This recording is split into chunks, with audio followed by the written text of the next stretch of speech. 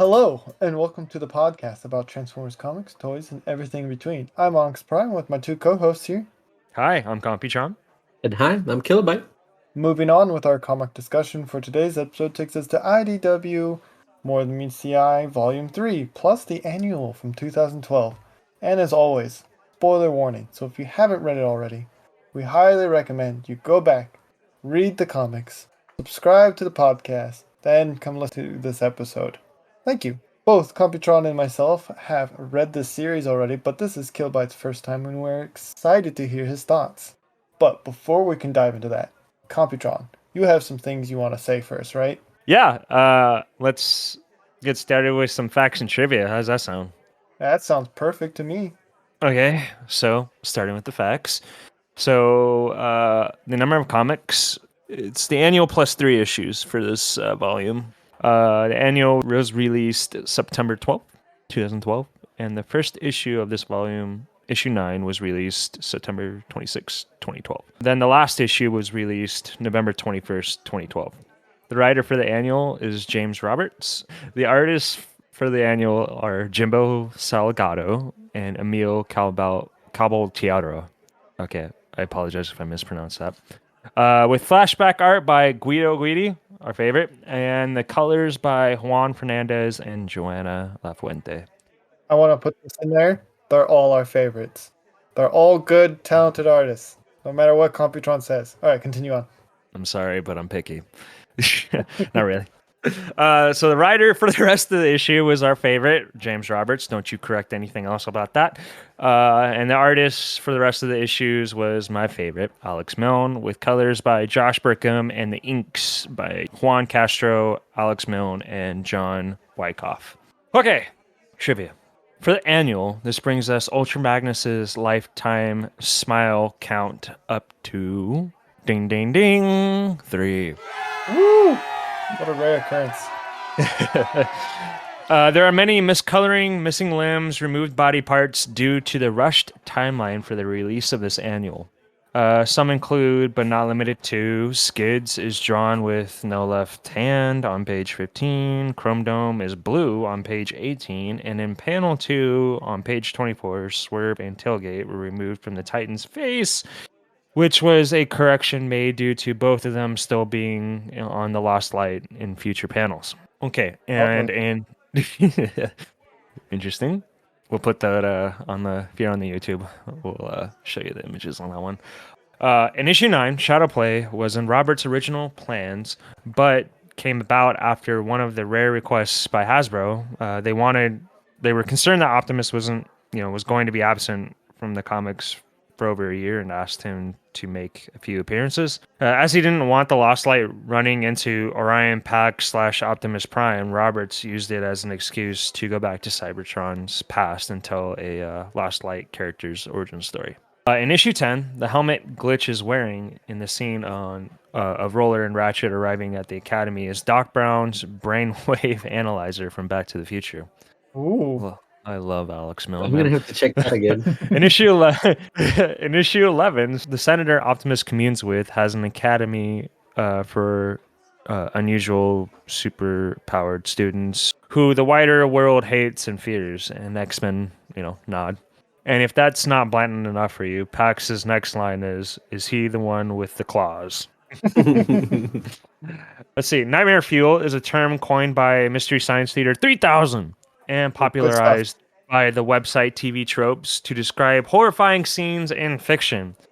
Swerve has nabbed it from Trailbreaker's personal stash, a reference to Trailbreaker's fondness for strong alcohol. That was back in issue 6. Itself a reworking of the fuel-efficient traits described in his original bio. Pretender Skullgrin is pictured on the bottle's label. Okay, last two. Here we go. At the request of James Roberts, colorist Josh Burkham purposely gave the senator the hues of Ultra Magnus, both in this issue and previous ones, to serve as a red, well, actually blue and white herring. Wonder who it is. We'll have to find out. Stay tuned for more. And last but not least, on the last fact is, did you know that Kremzeeks enjoys subscribers? Start off the year around your sun right by subscribing and leaving a like today. Yuck, yuck. So, with all that being done and said and fine and dandy, Mr. Kilobyte, would you please give us a short summary of these comics? Can do. So we're going to start with the annual, and the annual includes a short adventure about Ultra Magnus discovering where he truly belongs. The next 3 issues are all about the Shadowplay arc, each one representing a different perspective. The first one being a murder mystery with an homage to Blade Runner. The second one being a political thriller, and finally the last one being an epic heist with some aspects hinted at the X-Men. And as always, this information has been taken from the wiki. Right on. Shall we get started? We shall. Oh, fantastic. So it's just another day on the Lost Light, and we have Rodimus, Whirl, and gang shrunk down and inside Ultra Magnus, fighting off the Nanocogs. Just a typical day, you know. What's your thoughts? I have a nice little note here, but I want to know what you're thinking.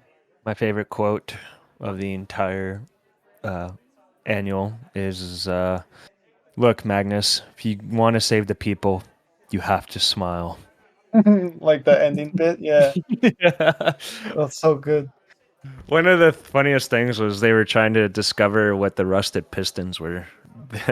And I think Rodimus is like, why are they so rusty? He goes, those are used for smiling. My favorite bit of this is we discover Whirl doesn't or can't do internalized thoughts. Yeah, He's always thinking out loud. yeah, I was gonna mention that, and also the part where they tell Magnus the world's inside, but don't worry that we've informed him to not use any weapons, and he's like, he's inside with a weapon. And I'm like, yeah, that's not gonna end well. Yeah. So moving to the next point, Telgate gets ready for his becoming an Autobot ceremony and then invites a few friends. Thought on like who he's invited? He was a bit timid when he invited Mr. Cyclonus. I mean, the last encounter ended up with a greeting from his backhand, so I can understand. Cyclonus has him right under the boot. Oh my goodness. I think it was sweet because he's getting to know bots. Like he's been trapped in a cave, so he's now getting to know a little bit more of everybody. And I think the ones he picked are the ones that are usually together and hanging out at the bar. So that's pretty Yeah. cool. The usual gang. The usual I- gang, yeah. My favorite part is we get a quick panel slide by slide of Rodimus practicing his speech, or I guess his new catchphrase, "Till all are one." And I mean, he's totally not going to wing his speech, right? He's totally going to wing it. He's totally not. Yes, he is. So, guys, what's our bets on when he says till R1? I have it down on 5 seconds. Oh, absolutely. That's where I'm at too. Are you're referring to the crew though, right? Yeah, that's exactly what I'm referencing. So the rest of the crew were gambling a few shannocks of how long it would take Rodimus to say till all are one, and needless to say, it was 5 seconds. What's your thoughts, Kiddo? I found it funny when Drift brings it up to him. He says, "You say it a lot." He's like, "No, I don't." And then he starts thinking about it and finding the crew just betting and figuring out. I thought this would come from kind of Whirl or maybe Swerve, not it's Trailbreaker, the one that's asking everybody like your bets. And I'm like, okay, I like this. This is very fun and like cute at the same time. Yeah, it's pretty good stuff. Although, when it comes down to the speech, I mean, we were all right. It only took like 5 seconds, but poor Tailgate, he doesn't get an Autobot brand. What does he get? He gets some old Cybertronian. Yeah, Yeah. what is that? What does it say? It says "Let me out." What could that mean? Yeah, well, who could probably want to let out? Well, before we can find that out, we get a quick little special visit from our taxpayer-funded ship, the Galactic Council. And Rodimus answers the phone like a child. You mean the benign intervention? Well, like Galactic Council were like, as I suspected, Cybertronians, and Hot Rod is like, as I suspected, a fleshling in a stupid hat. It's like, oh my Primus, come They on. picked the perfect name for that ship, I gotta say. Yeah, the benign intervention. Yeah, I like I like that interaction because Ultra Magnus is there, and since he has the Tyrus Accord and everything, like the the Galactic Council starts kind of giving articles on why they have to leave the sector, and then Ultra Magnus counters with another article until eventually he gets a sneaky article. And he's like, we should be able to go down there because of this. And they're like, sure, okay, you found the loophole or whatever. and Rewind in the back is like, yes, the Section 7, sneaky. I don't even know what that is. to translate to human terms, it feels like two Karens arguing. I Yes. think that's the proper term of that. Yeah, I Correct think me if that's I'm wrong out what's there, happening. humans. Leave a comment below or something, but it feels like that. Yeah, it Uh, was hilarious. yeah, it was good times. But so they go down there, but those who stay on this ship, specifically Swerve. Now, Computron, do you mind describing the scenario between Swerve and who we thought was dead Or in the engines room? Uh, you just had to give me the hard one. And by hard, I don't mean this is like quizmatic hard, but hard as in it's hard on my heart. So they start finding a lot of. Before I jump into Swerve and Ore, first aid tells, I believe, Skids that a lot of the corpses that are on the table are somehow They're not covering corpses. They're just heavily injured. heavily injured. Heavily injured bots are covering their ears because like they're hearing a scream, and it was weird because they were just offline a few seconds ago. And well, Swerve runs into Or, and if you guys don't remember, Or's the bot, one of the duo bots that was stuck in the quantum generator, and at the moment was deceased. He comes back to life, and well, Or thinks, I believe, Swerve is Shock. Am I wrong? I believe it's one of those. And well, he can't see, Pipe. and He thinks he's pipes. he's pipes. There we go. And he can't see, and he just starts talking to Swerve, and Rodimus gives him the command that, hey, you need to keep him calm because if he starts panicking, the quantum generator is going to jump and the entire ship's just going to go bloop. Well, Swerve starts talking, and he starts doing some self-reflection in third person, and it's kind of sad. Um, do you guys want to chime in on any of the stuff he talked about, or do you kind of want to like wait on that one? We can do a brief summary. Like he feels bad for shooting He feels wrong. bad for shooting wrong in the face, and he feels bad that it was his fault that an innocent kind of person got shot in the face because I think at the time that's when Fort Max was losing his mind. But He also says that he thought that he was gonna be like happy once the war is over, but now there's no happiness. yeah, there you go. They were talking about about the difference between peace and happiness, and one of my favorite actual quotes from this comic that I actually take to heart was is that or tells Swerve that there's a big difference between peace and inner peace, and that's one thing that Swerve's just gonna have to learn. Yeah. Killabot, you have anything else to add to that? It was a very emotional scene. I feel bad for Swerve, and I know it's a lot to shoulder, or like carry, and so I hope Yeah. he can get some help. That's pretty rough. Moving back to planet side, Rewind and asks Brainstorm why they can't just teleport everywhere, which is a valid question. And then Brainstorm responds because it's bad for you. Rewind then follows up about what about the weapons you make? And Brainstorm rebuttals are bad for other people. Valid points. Hilarious. This is why I enjoy Brainstorm. Good stuff. This comic had a lot of like one-liners that were very spot on and very funny. Right. And so they're on this planet. They're searching Crystal City because they find out that it has been ransacked. And Drift was the most affected by this because he was super attached to the ideas of the Crystal City, because that's where he was kind of like reborn, I guess. And Whirl does what he does best and antagonizes Drift. It doesn't go good for Whirl. I didn't know that Whirl could fly without his alt mode. Yeah, Because he got stacked. Like he got yes, he did. socked. He sure did. So it's Drift, Whirl, Rodimus, Cyclonus, and I think a small few others that are on the planet side.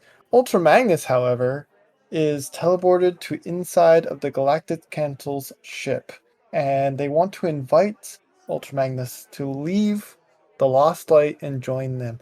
What is your thoughts on this, Kilo? I thought he was gonna accept it because uh, I feel like he would be a good police officer and like keeping the accord going. So at one point I thought he was gonna accept it and just leave. Because of kind of he kind of became a laughing stock in the Lost Light because of the little nano cons that were inside of him, and since he smiled, everybody was like making jokes of him, and he felt like a laughing stock. So I'm like, okay, so he's gonna leave. Let's see what's gonna happen to the Lost Light when he's not there. Yeah, yeah, fair enough. So the crew on the planet side continue their journey on what seems to be the shortest quest ever, finding the Metro Titan that's underneath the Crystal City. They're looking for its spark from the inside, which leads them to a mythical history. I don't know how you want to say this. A story time with Cyclonus. What is your thoughts on that? I loved every second of it. You like the history of Primus? Yeah, I like that they go in depths of kind of how the Transformers were made and how they all got the different abilities to transform and their intelligence and everything. I thought that was very cool. And they introduce Mortalus, Solimus, Epistemus, and Adaptus, and those were I want to say Primus's brothers or siblings. The And guiding so hand, if you will. the guiding hand, yes, they were known as the guiding hand, and so eventually Mortalus kind of betrays them, and there's a fighting, and so eventually they all become a different part of the Cybertron race. Like Primus becomes Vector Sigma, more Solimus becomes the Matrix of Leadership, Epistemus becomes the brain, and then the Adaptus becomes the transformation cog. And I'm like, ooh, those are. I didn't know that was how things worked and how they were created. So I thought that was very cool history lesson. Yeah. I kind of want to point out about that is after they went over the history, they talked about since Morchulus was dead, a lot of the original Cybertronian children were pretty much, this was the reason why they lived forever, right? And I don't know if you guys noticed, but if you looked a little closely, I know it's colored and designed to look like an old school comic, but if you look closer, they looked a lot like Titans. The the guiding hand or the children. The children. Yeah, the no, because yeah, at the end they mentioned that they go out and spread peace and happiness across the universe. But we all know that's not happening right now. Well, Absolutely not at not. this moment. This was far in the Quite the past. opposite. Yes. Yeah. So they get this history lesson, but things go a little bit south while inside the Titan. Computron, do you mind explaining what goes south? Well, let's see. Chrome Dome decides he wants to tickle the Metro Titan's brain. Upon said tickling, the Metro Titan has laser eyes and shoots a laser eye into the space. And you had like 1 in a million chance of hitting this, but he did, and he hit the benign. What was it again? The benign Intervention. intervention. Yeah. Not good. And well, lo and behold, the Galactic Republic, with their so-called taxpayer-funded army and taxpayer-funded ships, declare war on the drop of a dime. Yeah. Yeah, they get a little upset and they think they're being attacked by the Cybertronians. So it's discovered from Brainstorm and Chrome Dome's put together smartness that the Metro Titan itself is responsible for ore coming back online and everyone else that was in the repair area coming back to consciousness.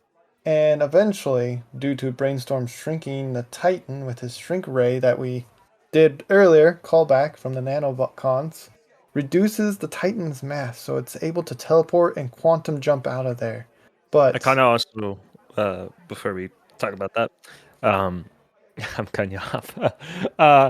So it was also discovered that when Swerve was talking to Orr, that it wasn't actually Swerve talking to Orr. The Titan was using Orr as a conduit and to like a conscious conduit, and it was turned out that Swerve was talking to the Titan. yeah, Yeah, because the Titan was trying to get back home, but it couldn't teleport because it was right. too big and it was like too damaged. Yeah, it was too or something damaged, like didn't that. have enough fuel for its size, and since Brainstorm shrunk it, it was then able to move itself, and due to Orr and Swerve, or I guess the Metro Titan Swerve's conversation, he was able to activate the quantum engines and get them away from the Galactic Council. Yep. And I think he wasn't damaged or anything. I think it was just Crystal City was using his Spark as energy. for energy. Spark. Yeah, Right. yeah, yeah, yeah. Yeah. Absolutely. But after the quantum jump, Orr is no longer attached to the quantum engines. Instead, he is missing altogether, and no idea. Kilo, any theories? Since they said he was connected to the Titan, I think he got teleported with the Titan. Um, it's surprising that the ones in the med bay did not teleport. So there might be, or might have had a special connection or something like that, and just went with it. Yeah. The best I can give you. No, But that's good. that's pretty much what I thought. Is it just they just went together because since the Titan teleported and it activated him, it just kind of went. He took the body with him. I don't know if we're gonna cover it next, but Chrome Dome accessing the Titan's memories, we meet familiar faces, which are the 1984 bots Yeah, attacking Crystal mysterious thing. City. So we get a little bit of more, not information on them, but we know where they've been. So I think we're gonna meet them soon. Yeah, hopefully. So that's it for the annual part of this volume. Let's take a quick ad break and hear a word from our sponsor. Hey, Computron, what you drinking there? Just some injects. Swerve said someone at the bar bought me a drink. Nice. I noticed you've been tired lately. Would you be interested in? Nope.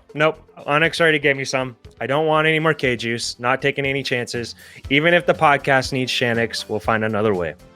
About that. You didn't. You did, didn't you?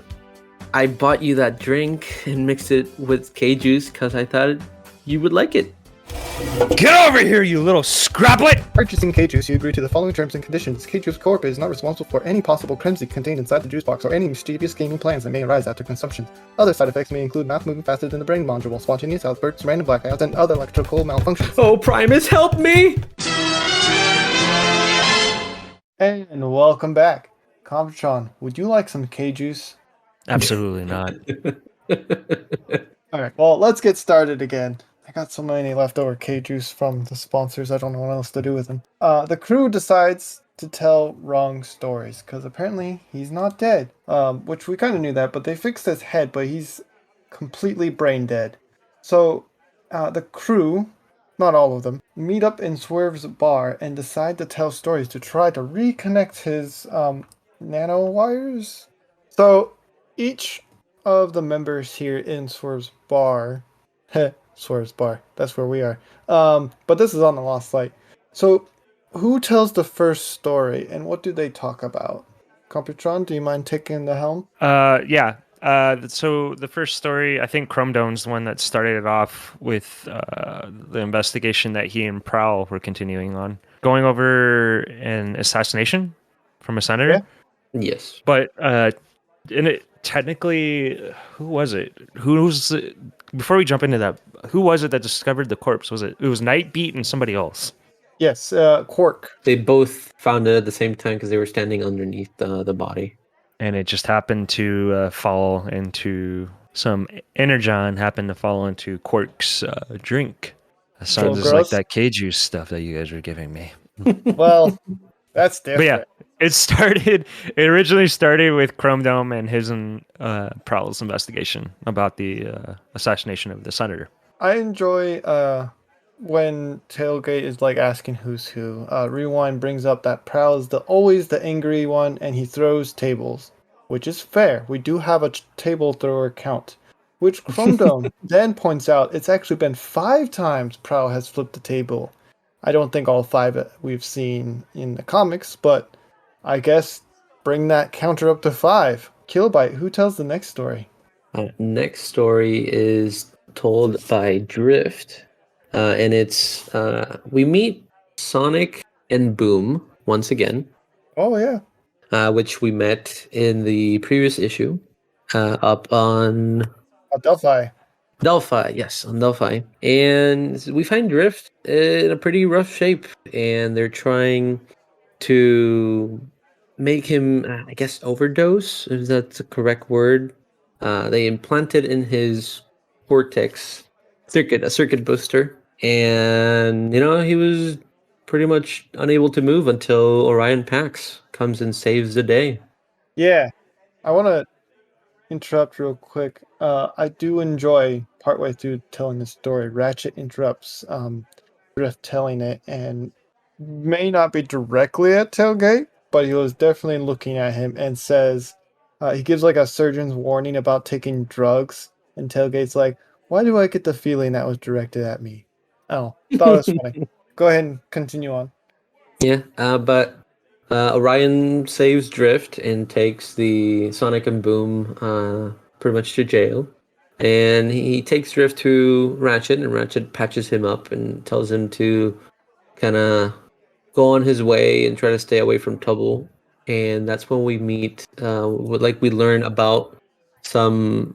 What's the name of the places? It's they pretty much can change your alt mode, because if you weren't born with something you like, you can change it, but it's not legal, and it could cost you your spark. Oh, right. Not the Institute, but gosh, I forgot. It's pretty much a body re-engineering. It's a clinic, and you can re-engineer your body if you don't like it. Yeah, Yep. it'll be So important later.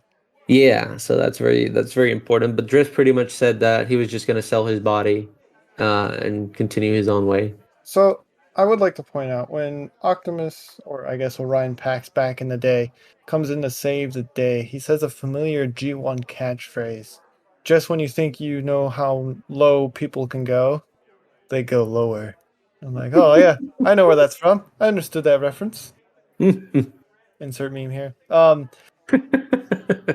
So we get to a part of the story where it begins to become unclear who is telling the story all of a sudden, and it seems to interweave because it's kind of an origin story of how each of these people's lives have intertwined. Orion Pax, later to be known as Optimus, of course, introduces Ratchet to the Senator, who got him out of trouble in the Chaos arc, I believe. And I wonder who that could be. Any theories as of right now at this point in time in the comics? I know you said it was like Shockwave or whatever, but I don't know about that. That might be a red herring. Also, he looks And- nothing like You mean Shockwave. a blue herring, right? Yeah. Yeah, it's true. It does not look like Shockwave. At this point, I I went back and tried to figure out if they said a name, but they haven't said a name, and I'm like, I don't know. Seriously don't know who it could be. Quality content. So back to the Lost Light in current time.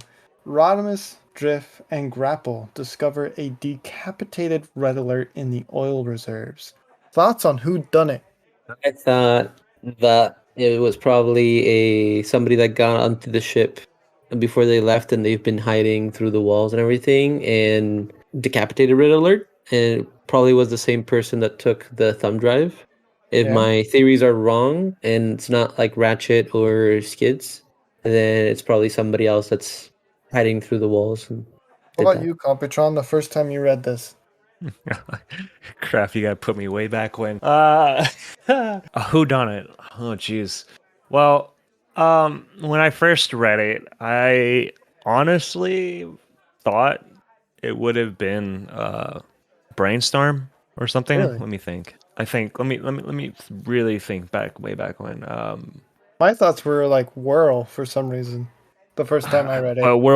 Whirl was at the table, right? So I thought it was Yes, like Brainstorm. And what could have happened before the table, right? Because we don't know when that's true. Oh, that exactly. is true. I was kind of just going hand in hand with it wasn't the people at the table, but that's true. Yeah. But I But thought it why was like world Brainstorm. though? He's already like killed some of the crew inadvertently with with the pretend locked door. True. I never saw any interaction with Whirl and Red Alert though, so I'm not. I guess that's kind of like why I didn't just throw out Whirl. Yeah, Like Yeah. that no, that's kind of would fair. have been random. Yeah. And why brainstorm? I just because Brainstorm was Brainstorm.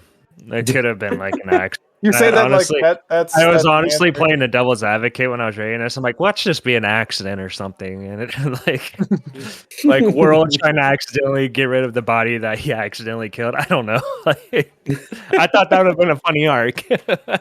So in the next issue of this volume, or part two, the Shadowplay arc, we start off before the war with Chrome Dome continuing his story about the pursuit on the possible murderer of that senator from earlier, the one that was hanging and dripped energon into a drink. What did you guys think of the chase scene, and what did you think of the murderer's living quarters? I want one of those bikes. Can I get one of those? When you're older. Oh, that's not fair. But yeah, it was fun. I liked it, and I liked the bot he's pursuing. I like the alt mode. Thought it was interesting.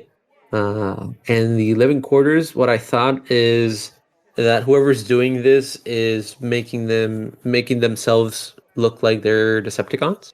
Yeah, Because absolutely. throughout all of this is because the Decepticons are uh fighting the power versus fighting the Senate. And so the Senate is trying to get the Decepticons to sign so they become a political party. But they don't want to do that because they don't think the Senate is gonna really go through with their promise. And so suddenly the senator gets killed. It's branded by a Decepticon symbol. And so I think it was just a couple of a group of individuals that want to appear that they're Decepticons and they're doing this, but they were actually I don't even know what the factions are at this point, but they're probably not Decepticons and just making it worse for everybody. Yeah, that's pretty much what's going on, right? Like the Senate doesn't want Decepticons in the Senate, right? So they're trying to Yes. frame them in any way to stop them from being a political party on Cybertron. Yep. Um, Yeah, go ahead. I was just gonna say I think the factions they were functionalists and non-functionalists. I think were just kind of like the main factions that they were highlighting at the point. Yeah. Yeah. Yeah. The Uh, functionalists, non-functionalist Autobots were the ones in power, and then there's the monoformer movements, and then there's the Decepticon movement. yeah. Yeah. And then I don't know if this was a movement, but they do mention that the cyber utopia. But I'm not sure if it's a movement or it's just like a way of thinking that some people just wanted that, and they're just all of this was happening because they were trying to stop it or something like that. I took the Cyber Utopians as just elitists. I Yeah. guess I Elitist? misread that. Okay. Yeah. Yeah.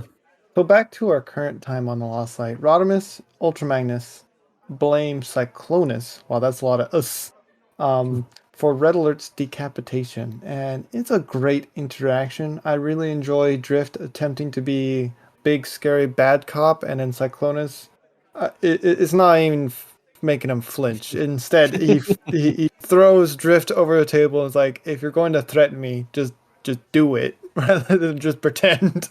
Yeah. I like that interaction between Rodimus and Ultramagnus because Rodimus is blaming Cyclonus just because he's a Decepticon, and then Mhm. Ultramagnus is, but we don't know that yet, and trying to not necessarily defend Cyclonus, but be like, did you read him his rights, and did you do all these steps, and are you sure it's him? We need more proof. And so Rodimus says like, when did I become you? When did you become me? Right. And I'm It's like, very that's role perfect. reversals. Well, Yeah. like Rodimus is trying so hard to be a good leader. He's forgetting the steps. Yeah. He's like getting ahead of himself. Just a little bit. It's very interesting. We'll go back in time and continue with Orion Pax, Chrome Dome, and Prowl on our little murder mystery arc. And I really enjoy Prowl's jab at Pax, saying he hopes he never becomes as jaded as Pax.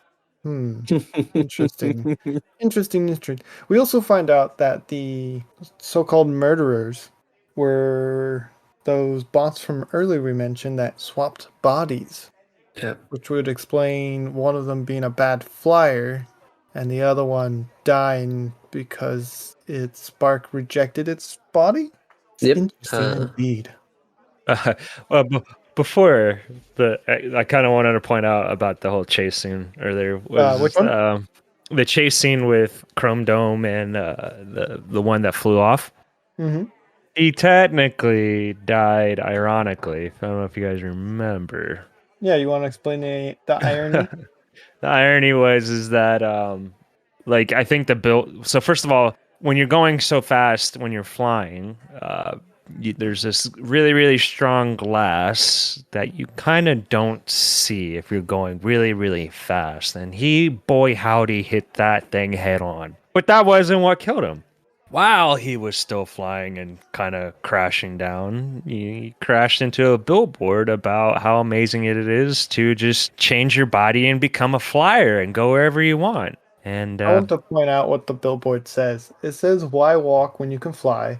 The most of your alt, like make the most of your alt mode, higher, faster, safer. The irony. boy, did he take advantage of that one. And Yeah. Primus gave him a sign, and that was it. here's your sign. The pun. That's so good. And I want to point out that when they're telling that Optimus or Orion jumped onto the spot in midair and then plummeted to the earth with it and like made it surrender.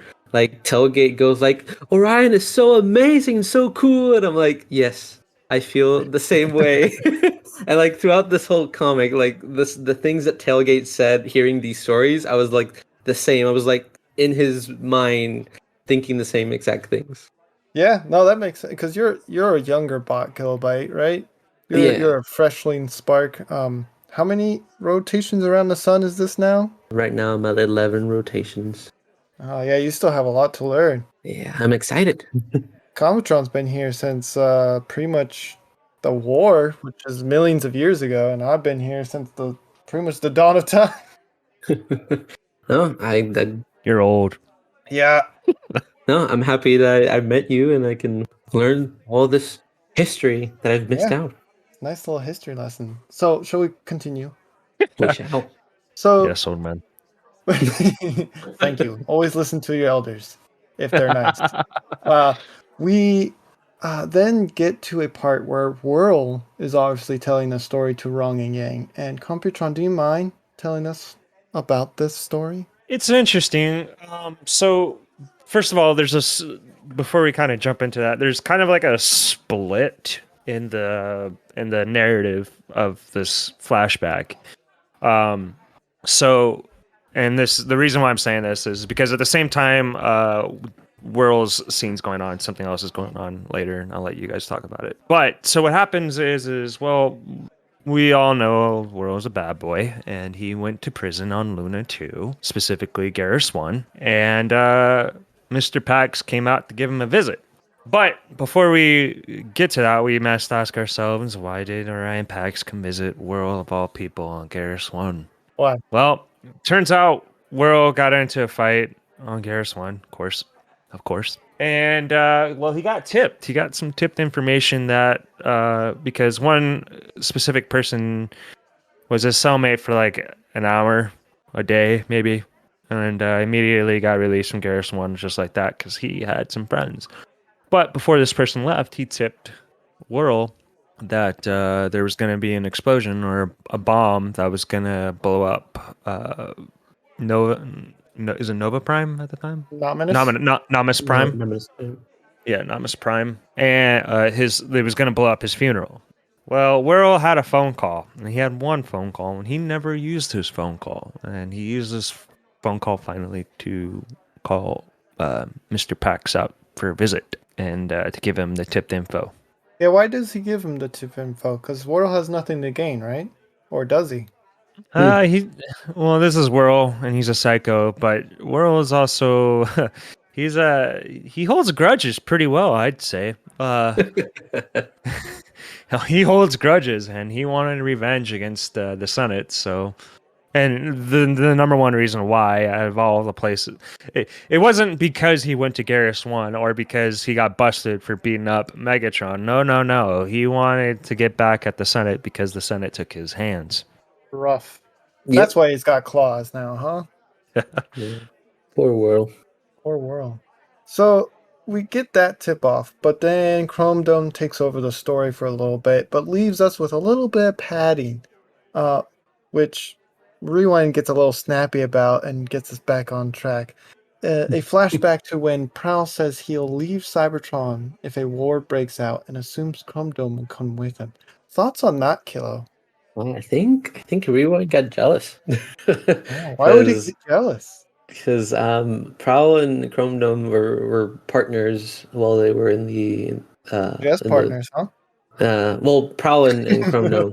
Prowl and Chrome Dome. Well, I don't know yet, but they were partners in the police while they were in the police unit. And so Prowl was kind of like saying, if I leave, will you come with me? And Chrome Dome was getting into all that detail. And it's like Rewind. It's like, no, you shut it, shush, no more of it. And I think he just got a little bit jealous. It's like, you're not taking my Chrome Dome away. Yeah, well said. So, continuing with Orion's investigation. So, Computron, what are your thoughts on what Prowl and Chrome Dome find out on the deep state? I mean, the institution. Can you tell us what that is? It's just Happy Fun Farm, of course. You What go is this there Happy and, Fun and you Farm? go there and you go have such a wonderful time. You ride a slide and, well, I mean, maybe that's what happens, but maybe not. Essentially what they do is they have this place where you essentially have all your memories wiped, and they implant you with memories, and they make you become somebody entirely different. They make you become Yeah. who they want you to be, and they do this magical little thing called Shadowplay. They make you very complacent, and they remove your emotions if needed. Kilo, what's your thoughts? I've heard rumors about that. I'm pretty scared. I hope there's none still active. It Well, might make you taller, little guy. I don't want to be taller. well, there's just one, right? It's just the institution, right? Right? There can only be one, right? Right? Yeah. Shove, shove, wink, wink.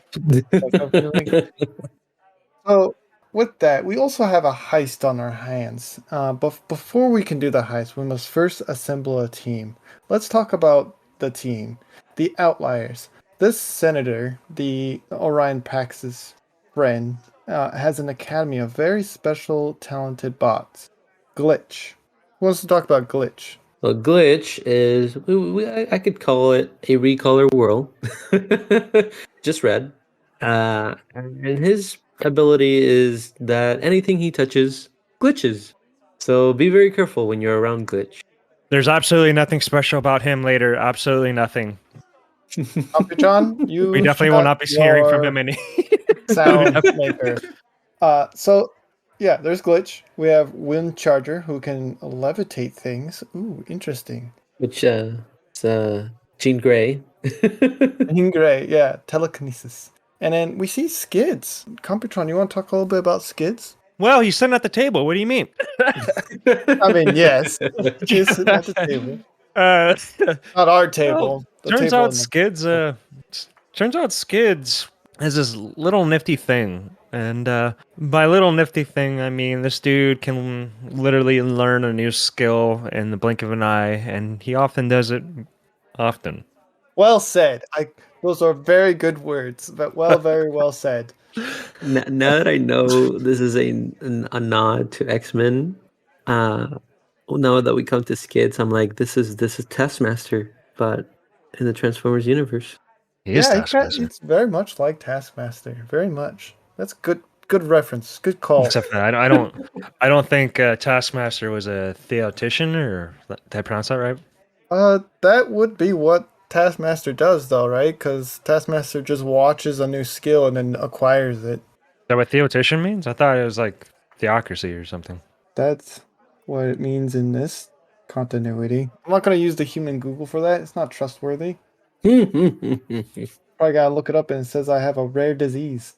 It's Anyway, theorotician, but yeah. yes. So Roller, of all bots, did some digging on the senator fella and found out that he's been talking to others. Others like Orion. Others he's also modified to carry the Matrix. Thoughts on who these others might be and why the senator is doing such acts? No idea at all. Well, that's not Um, helpful. I know that the ones that wear the Matrix are the primes, and there's multiple primes in the Senate.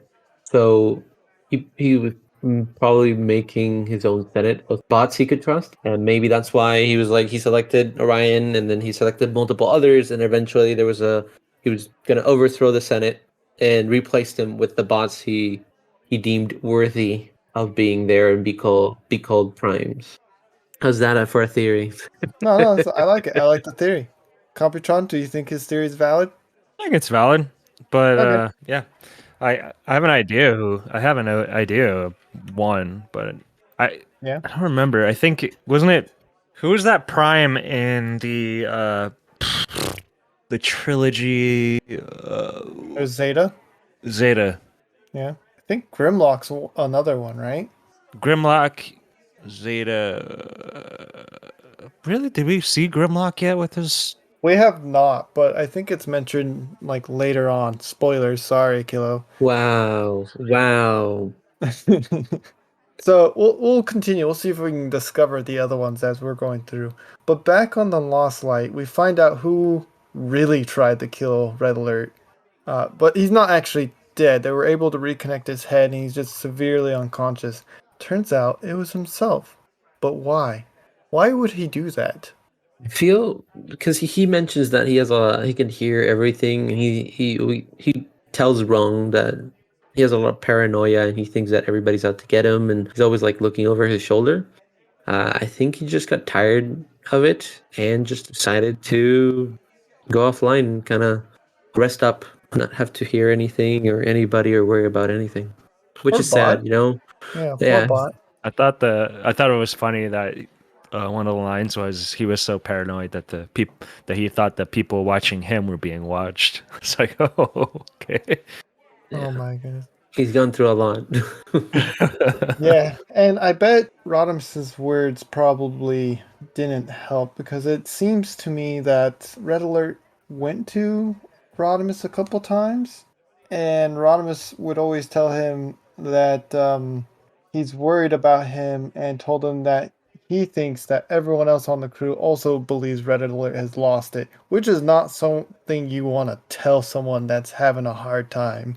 Yeah, that doesn't help anybody. Rodimus is not a great leader. I just want to point that No. out. Or friend. Or friend. Kind of condescending. I'm Yeah. gonna do a riot now. I'm gonna remove Rodimus, remove Rodimus. We'll see that later. Back to the past with the heist. What are some of your favorite highlights from this entire heist scene? To prevent the bomb going off in ominous prime and to not get caught. What's your favorite hijinks? I really like Wind Charger, since he can magnetize. They use him to kind of like fly over the guards and find an entry point. And I thought that was looked pretty cool, and especially at the end when he kind of grabs the Matrix before it activates any of the alarms, and he's like, "Yeah, I got bored of waiting, so I came to help." Computron? I don't know why, but they grabbed the least likely person I would have thought to be the one to send down to grab the Matrix. Like out of all the people there, I was like, really? You're sending Ratchet?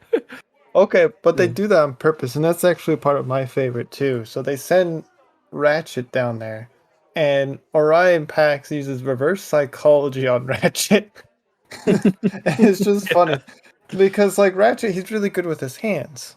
Like past Ratchet is like like current Ratchet like got his hands replaced obviously, but like you can actually see the talent of his hands moving fast, and I believe that's why he's the expert. Yeah. I feel bad for Glitch because he was just trying to tell Skids he did a good job, and then by doing that, he just ruined his grapple hook. Oh yeah. I'm Oh like, yeah. no. I'm like, Glitch, no. Poor Glitch. Wonder what his fate leads because we don't see very much of him, if at all, in the current time period. No. He's probably dead. Oh yeah, absolutely. Or he's in a hole Yeah. somewhere like Tailgate. I don't know. Stop trying to throw me. So after the heist, Pax's friend, the senator, is caught and surrenders to the evil doers of, the Senate again, and is taken to the institution, which we find out is a red herring of a name, which may lead you to think there is only one, which leads us to find out who Orion's friend's identity really is. Kilo? Orion's friend is the bot we know by Shockwave. Dun dun dun! Senator Shockwave. It was Yeah, so good. chills down my mechanical spinal cord. I don't know. If I could cry, I would have cried. Computron, what was your thoughts? Ah. Don't Uh, me. It That's was a lot of good. That's a lot of editing in post. Honestly, I was shocked. I was really shocked. I think I texted you the time I figured it out. Was it waves of shock?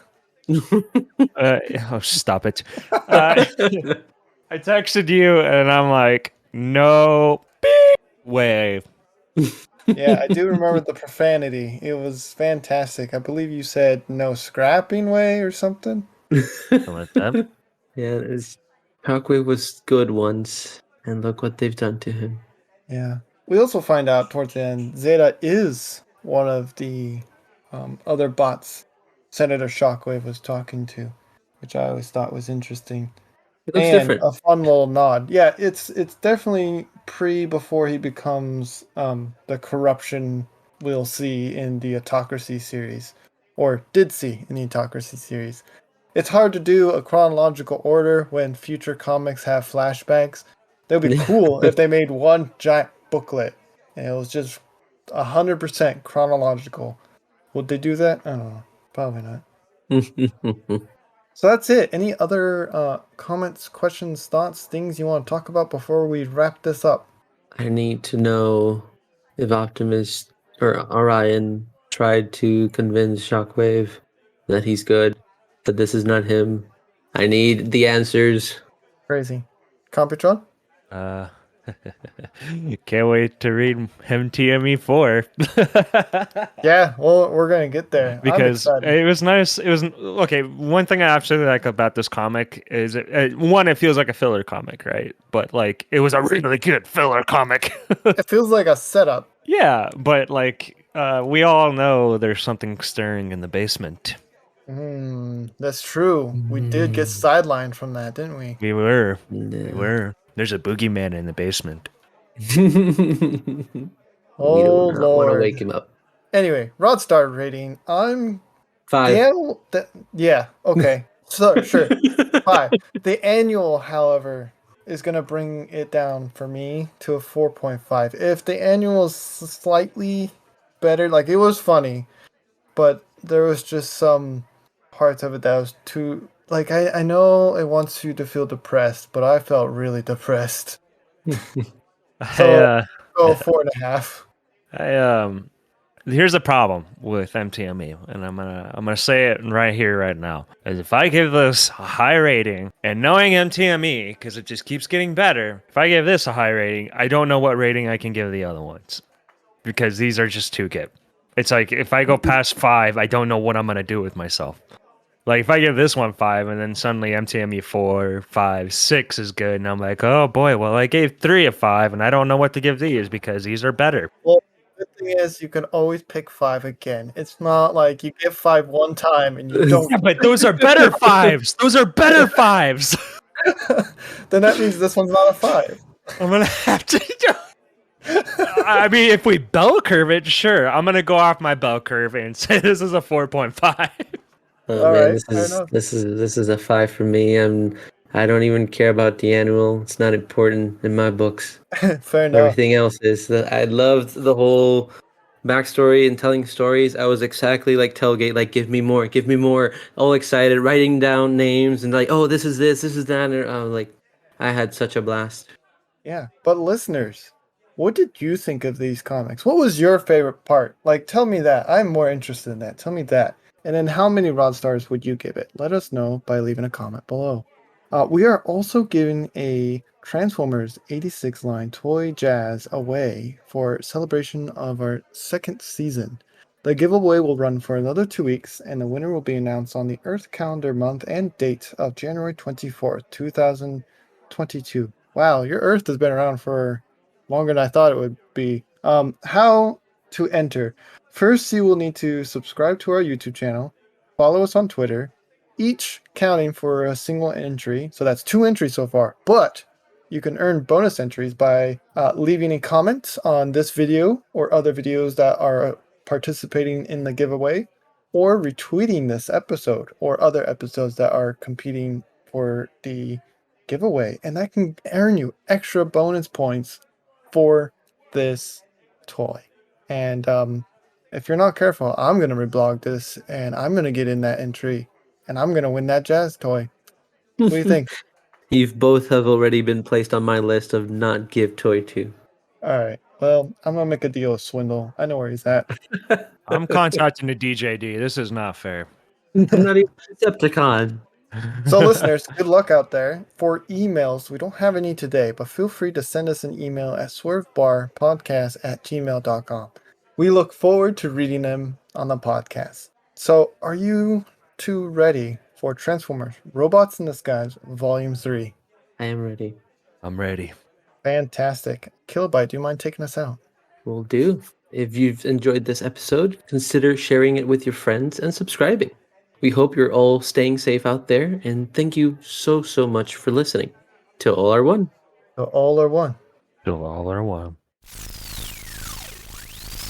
Follow us on Facebook and Instagram at Swerve's Bar Podcast. You can also find us on Twitter at Swerve's Bar. If you are interested in more content, try checking out the spin-off D&D Transform and Rollout Rise of the World Killers. Let's tune in for a preview now. You guys hear Zephyr is moving in the vents. He's on the move! Shoot. Oh, no. I'm gonna get that little punk. Roll me Did initiative. he even What? hide it? Excuse me? Just Roll me right initiative. down there. Initiative. Yeah. Exhilarating. There is also a YouTube channel with bonus content. Link will be provided below. End transmission.